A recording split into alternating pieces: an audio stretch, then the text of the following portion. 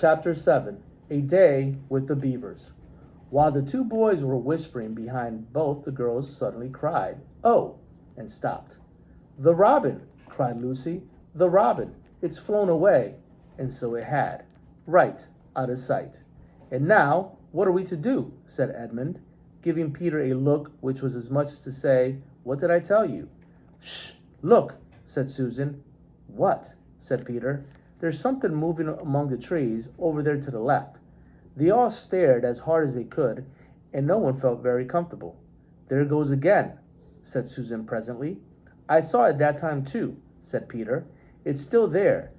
It's just gone behind a big tree." "What is it?" asked Lucy, trying very hard not to sound nervous. "Whatever it is," said Peter, "it's dodging us. It's something that doesn't want to be seen."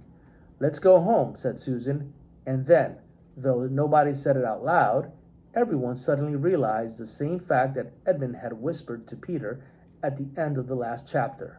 They were lost. "What is it like?" said Lucy. It's a kind of animal," said Susan. And then, "Look, look, quick, there it is." They all saw it at the same time, a whiskered, furry face which had looked at them from behind a tree, but this time it didn't immediately draw back. Instead, the animal put its paw against its mouth, just as humans put their finger on their lips when they are signaling you to be quiet. Then it disappeared again. The children all stood holding their breath. A moment later, the stranger came out from behind a tree, glanced all around as if it were afraid someone was watching, said, "Hush," made signs to them to join in the thicker bit of the wood where it was standing, and then once more disappeared. "I know what it is," said Peter. "It's a beaver. I saw the tail.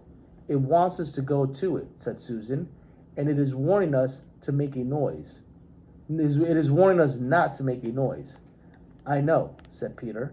"The question is, are we going to go to it or not? What do you think, Lou?" "I think it's a nice beaver," said Lucy. "Yes, but how do we know?" said Edmund. "Shan't we have to risk it?" said Susan.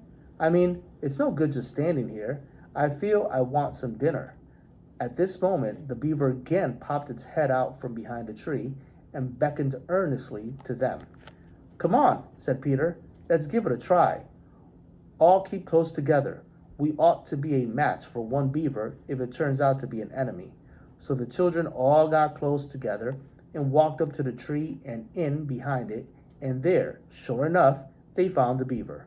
But it still drew back, saying to them in a hoarse, throaty whisper, "Further in. Come further in. Right in here. We're not safe in the open." Only when it had led them into a dark spot where four trees grew so close together that their boughs met, and the brown earth and pine needles could be seen underfoot because no snow had been able to fall there, did it begin to talk to them. "Are you the sons of Adam and the daughters of Eve?" it said. "We're some of them," said Peter. "Shh," said the beaver. "Not so loud, please. We're not safe here." "Why? Who are you afraid of?" said Peter. "There's no one here but ourselves." "There are trees," said the beaver. "They're always listening. Most of them are on our side, but there are trees that would betray us to her. You know who I mean?" And it nodded its head several times. "If it comes to talking about sides," said Edmund, "how do we know you're a friend?" "Not meaning to be rude, Mr. Beaver," added Peter, "but you see, we're strangers." Quite right," said the beaver. "Here is my token." With these words, it held up to them a little white object. They all looked at it in surprise, till suddenly Lucy said, "Oh, of course, it's my handkerchief, the one I gave to poor Mr. Tumnus." "That's right," said the beaver. "Poor fellow, he got wind of the arrest before it actually happened and handed this over to me. He said that if anything happened to him, I must meet you here and take you on to—" Here the beaver's voice sank into silence, and it gave one or two very mysterious nods. Then, signaling to the children to stand as close it as close around it as they possibly could, so that their faces were actually tickled by its whiskers, it added in a low whisper, "They say Aslan is on the move, perhaps has already landed." And now a very curious thing happened. None of the children knew who Aslan was any more than you do. But the moment the beaver had spoken these words, everyone felt quite different. Perhaps it has sometimes happened to you in a dream that someone says something which you don't understand, but in the dream it feels as if it had some enormous meaning, either a terrifying one which turns the whole dream into a nightmare, or else a lovely meaning to lovely words to put into words, which makes the dream so beautiful that you remember it all your life and are always wishing you could get into that dream again. It was like that now. At the name of Aslan, each one of the children felt something jump in its inside. Edmund felt a sensation of mysterious horror. Peter felt suddenly brave and adventurous. Susan felt as if some delicious smell or some delightful strain of music had just floated by her. And Lucy got the feeling you have when you wake up in the morning and realize that it is the beginning of the holidays or the beginning of summer. "And what about Mr. Tumnus?" said Lucy. "Where is he?" "Shh," said the beaver. "Not here. I must bring you where we can have a real talk and also dinner."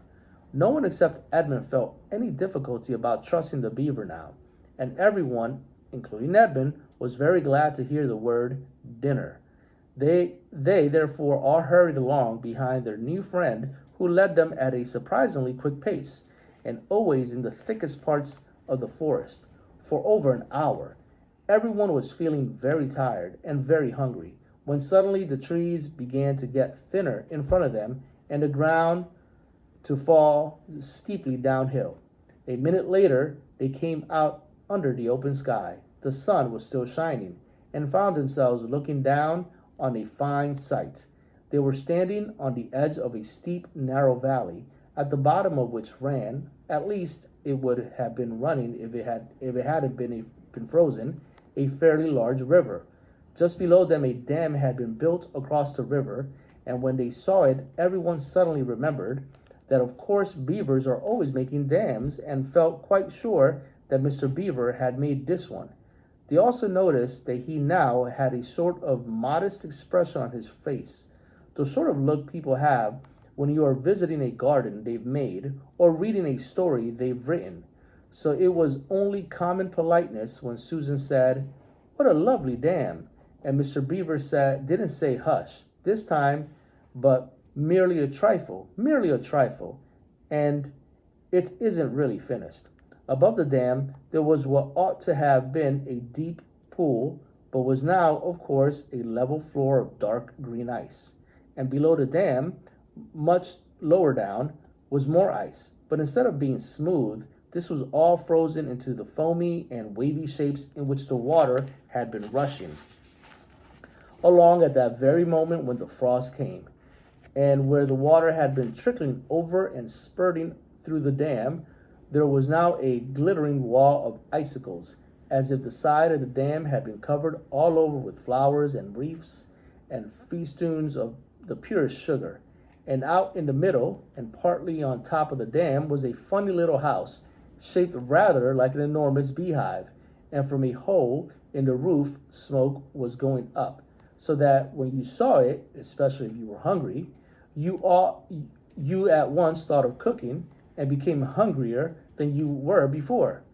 That was what the others chiefly noticed, but Edmund noticed something else. A little lower down the river, there was another small river which came down another small valley to join it. And looking up that valley, Edmund could see the two small hills, and he was almost sure they were the two hills which the White Witch had pointed out to him when he parted from her at the lamppost the other day. And then between them, he thought must be her palace, only a mile off or less.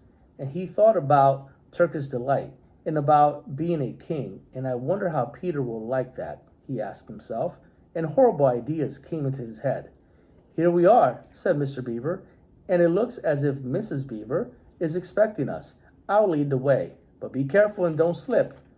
The top of the dam was wide enough to walk on, though not for humans. A very nice place to walk because it was covered with ice, and though the frozen pool was level with it on one side, there was a nasty drop to the lower river on the other. Along this route, Mr. Beaver led them in a single file right out to the middle, where they could look a long way up in the river and a long way down. And when they had reached the middle, they were at the door of the house. "Here we are, Mrs. Beaver," said Mr. Beaver. "I found them. Here are the sons and daughters of Adam and Eve." And they all went in.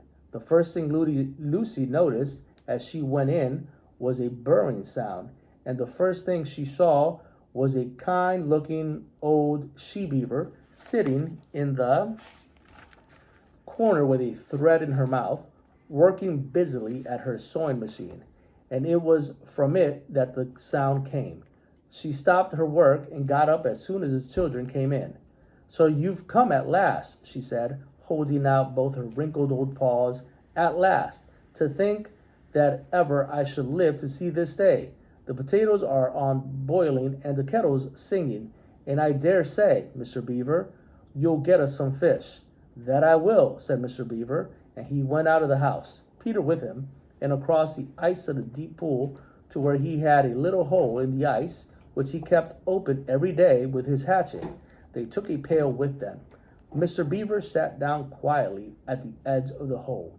He didn't seem to mind it being so chilly, looked hard into it, then suddenly shot in his paw, and before you could say Jack Robinson, had whisked out a beautiful trout. Then he did it all over again until they had a fine catch of fish. Meanwhile, the girls were helping Mrs. Beaver to fill the kettle and lay the table and cut the bread and put the plates in the oven to heat and draw a huge jug of juice for Mr. Beaver from a barrel which stood in one corner of the house, and to put on the frying pan and get the dripping hot. Lucy thought the Beavers had a very snug little home, though it was not at all like Mr. Tumnus's cave.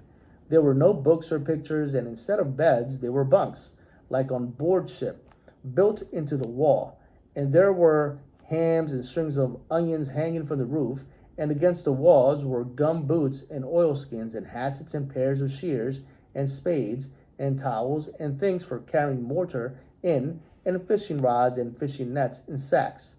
And the cloth on the table, though very clean, was very rough. Just as the frying pan was nicely hissing, Peter and Mr. Beaver came in with the fish which Mr. Beaver had already opened with his knife and cleaned out in the open air. You can think how good the new caught fish smelled while they were frying, and how the hungry children longed for them to be done, and how very much hungrier still they had become before Mr. Beaver said, "Now we're nearly ready."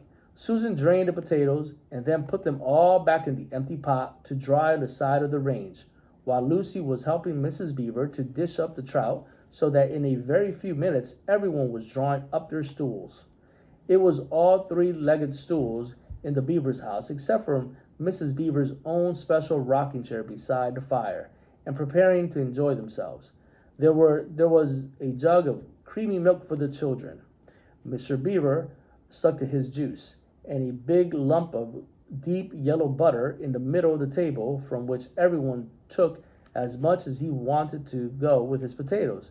And all the children thought, and I agree with them, that there is nothing to beat good fresh water fish if you eat it when it has been alive half an hour ago and has come out of the pan half a minute ago.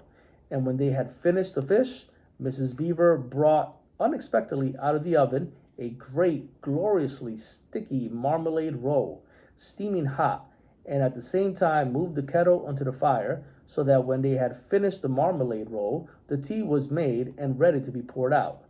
And when each person had got his or her cup of tea, each person shoved back his or her stool so as to be able to lean against the wall, and gave a long sigh of contentment.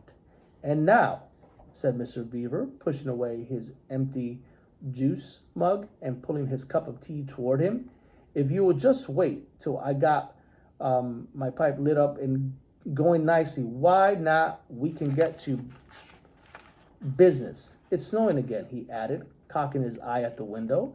That's all the better, because it means we shan't have any visitors, and if anyone should have been trying to follow you, why, he won't find any tracks.